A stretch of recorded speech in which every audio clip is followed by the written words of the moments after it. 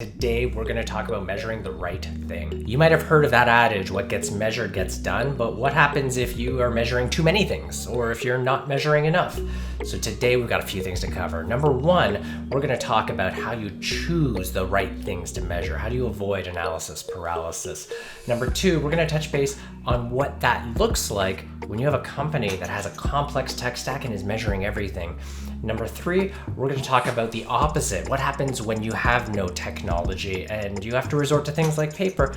And then number four, really for the Uvaro students and alumni, we're going to talk about some of those questions you can ask during interviews or projects to really shine and come across really like an expert. When people think about measuring the right thing, the instinct is often to talk to a peer, a colleague, someone more successful, and ask them what they measure. As a sales rep, you go to a senior sales rep and say, hey, what are the things that you measure, the metrics you watch? If you're a sales manager, you go to a sales manager at another company and say, hey, what are you measuring? What should I put on my dashboard? What should I track? I want to start off by saying that is the wrong way to do it. The reason why is we live in a world that's awash with data and metrics. There are so many ways to optimize your process. And another rep, another company, another leader is almost guaranteed to be at a different state, selling to a different market with a different set of challenges than you. So first thing, disabuse yourself of the practice of asking somebody else what they measure and copying them, because that's not going to help you. Instead, what you should ask yourself is not what you need to measure, but ask yourself something: what am I bad at that I need to improve? What is something I'm weak at that I need to get better at? Let's use an example. Let's ask that question. Hey, what's something I need to do better every day? As a sales rep, I might say, I need to have more conversations. I just need to talk to more people. I see reps in my space talking to 20, 30 more people a day. I need to get to that point where I'm doing the same thing. Now, you'll note I didn't start from a metric. I started from a problem, somewhere where I want to improve. Now, if you ask yourself that, what's something I need to improve? Or if you're a manager, what's something my team needs to improve? I guarantee you something's going to come right to mind. We'll start there. So yes, ask yourself a question instead of checking in with others. The next big question, of course, then, is how do I actually handle all that data? I talked about two examples, a company that has a ton of tech, a ton of data, and a company that doesn't. Let's talk about that first. So imagine you're working at a company that has all of the great tech bells and whistles. You've got SalesLoft for your outreach, Salesforce for your CRM, SalesLoft for your sales automation. Everything is generating and throwing data at you. Your company set up Tableau to give you a fantastic dashboard, and it's awash with numbers. If you're in that situation, chances are you feel a little bit like they're throwing a lot of information at you and none of it is helpful.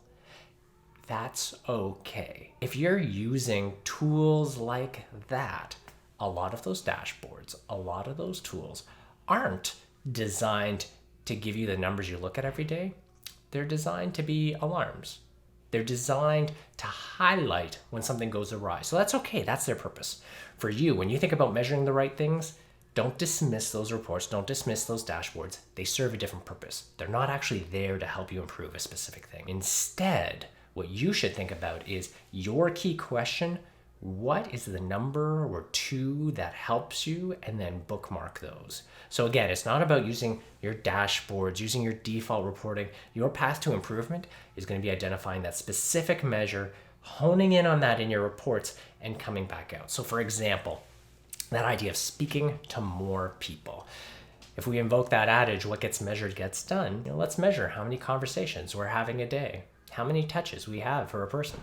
If we can do fewer touches to get to a yes or no, then we can speak to more people in a day, waste less time on conversations. So if we think about that idea with SalesLoft, yeah, we use SalesLoft. We can use that to measure touches, conversions, everything. But let's just go and find that report, successes, that highlights how many activities are necessary for success. And let's measure that. The number might be good, the number might be bad, but you go in and you check that number every single day, you will train your habits. So again, when you are awash in data, the first thing to do is embrace the idea that those dashboards serve a different purpose. Dig in, find the specific number, the specific report that answers your most important question, and then visit it every day. Check that number, hold yourself accountable to it, and you will see that improve. So yes, when you are awash with data, you need to be responsible for honing in and grabbing the right thing.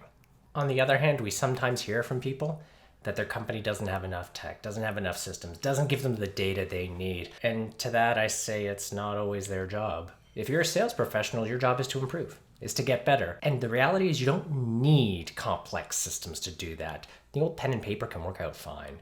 So in that scenario where your team has not invested in something like a Salesloft, an Outreach, or Gong, or other stats mechanisms, come back to your original question and then ask yourself, what do you need to track easily to give yourself that data? So we think about that example. Now you'd have more conversations.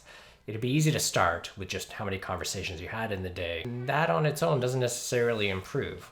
You know, what you need to dig into are what are those root causes. So if you're not having enough conversations, maybe you're spending too much time on the phone. So let's measure the length of those calls. Maybe you're spending too many touches, too much time, too many conversations with the same person, so you're not actually moving your pipeline through. So let's use that as an example. In that case, a really simple thing like a tally sheet. How many times did you contact that individual could be your lifeline.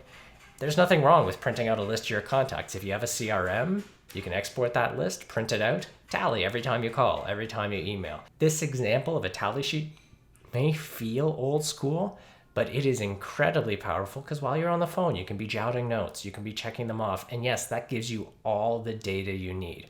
From a sheet like this, you can determine how many contacts before you get a success, you book that meeting. How many contacts before you remove them from the list. How many emails, how many calls. The same kind of information you'd get from a more robust platform like a Salesloft, but again, answering your question. The big benefit of an automated system is that it simplifies helping the company do roll-up statistics. For you as an individual sales rep, you don't need that. A tally sheet, a simple tracking, a time tracking, a stopwatch can help you accomplish that. So yeah, don't feel blocked by a lack of technology. Just ask yourself how you can track that. And the best part is as you build that muscle, you improve that metric, you don't have to track that anymore. You can move on to the next thing to improve. So for current Uvaro students and grads who are interviewing, I'm going to give you 3 key questions that you can ask that are sure to impress, but also help you assess the maturity of the organization you're interviewing with.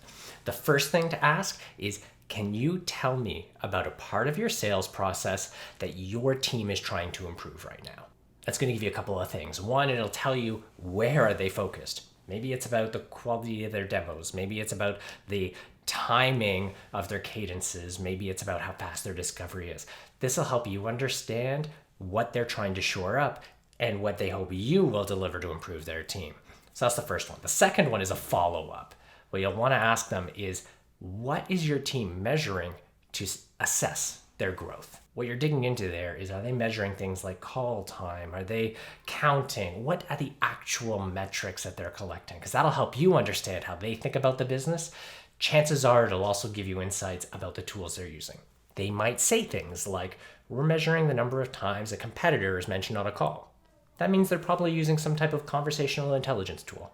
They might be measuring things like the number of touches to a success. That might imply they're using something like Salesloft or Outreach, but that'll help you understand the tech stack and how they think about their business. Number 3, you want to ask, how do you collect those metrics from your team? That'll help you understand specifically what tools they're using. Are they using a dashboarding tool, a built-in report for their automation, or are they less mature? Are they sitting in on their weekly kickoffs and asking each team member to report? That does happen, and understanding that will be deeply important. Now, again, those 3 questions. Can you tell me about a part of your sales process that you're trying to improve right now? Number 2, what is your team measuring to assess their performance? And then number 3, how are you collecting those metrics? Not only will that give you deep insights, but it's going to show that you care deeply about the art and the process of selling, how to improve, and that you're thinking about it systematically. And those are all great things. If you found this video helpful, the questions, the content, the concepts, any of it, even my paper tracking sheet, be sure to let us know. Click that subscribe button below. Join us at any of our sessions. Looking forward to seeing you again soon. And again, happy selling. Ciao.